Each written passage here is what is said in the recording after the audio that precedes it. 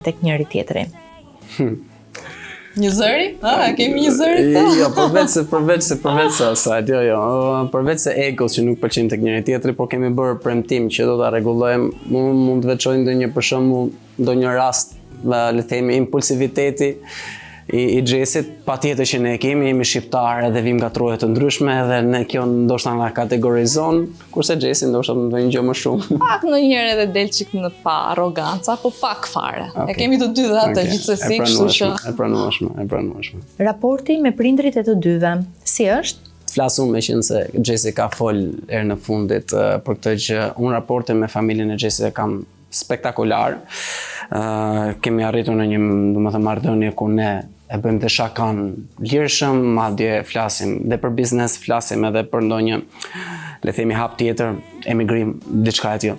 Nuk e di, por jemi aq të lirshëm dhe aq të lidhur me njëri tjetrin saqë madje komunikojmë për ditë, kurse për Xhesin edhe familjen time. Albi është kthyer në djalin e familjes.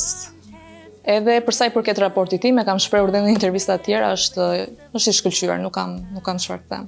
Një fejesë e bukur, martesën kur do ta bëni? Atëherë, kushti i parë është që martesa do bëhet para bebit. Nuk mund të bëhet dot një martesë mbas bebit, atëherë nuk është më martesë, është thjesht një gëzim që ngel si martesë, por patjetër që planet nuk i kemi bërë, por kemi një plan le të themi 2026-2027. A shkoni shpesh tek shtëpitë e prindërve? Shpesh. Mund të them që shkojmë shpesh. Prindrit e Albit janë në Tiranë, kështu që patjetër që shkojmë shpesh, kurse prindrit e mi fatkeqësisht janë në Amerikë, po unë kam gjyshrit akoma në Shqipëri dhe i vizitojmë dhe ata sa herë që mundemi. Madje i telefonojmë shpesh, me të thënë drejtën. E vërtet. Si i kaloni fundjavat? Si i kalojmë Xhes? Thuaj. Fundjavat janë akoma, kemi ato date nights të tonat që nuk duam t'i humbasim, sepse gjatë javës mund t'jemi goxha të ngarkuar dhe me punët që na vijnë gjatë ditës, por fundjavat janë vetëm të tonat, askuj tjetër. Pra, gjatë fundjavë ne nuk bëjmë, një penjim e tjera përveç njëri tjetrit. Pra, nëse Xhesi do të dali shopping, është e gjithë dita Xhesit, kur unë jam thjesht punëtori që e ndihmoj Xhesin. Pra, është e gjitha për ne, 24 orë në 7. Ëndra më e madhe që keni menduar deri tani për të realizuar së bashku? Një biznes aktual që ne po e punojmë, nuk është se ka një ëndër më të madhe, është thjesht një ëndër aktuale. Krijimi i familjes. Po, ajo është ëndër më e madhe. Ajo është ëndër më e madhe. Por aktuale është që biznesi që po ndërtojmë. Jeni çift publik jo vetëm në rrjetet sociale, por edhe në televizion. Nëse ju vjen një ftesë nga Big Brother VIP, do e pranonit si çift apo veç e veç? Do përgjigjesh ti? Personalisht do e pranoja si çift, si vetëm.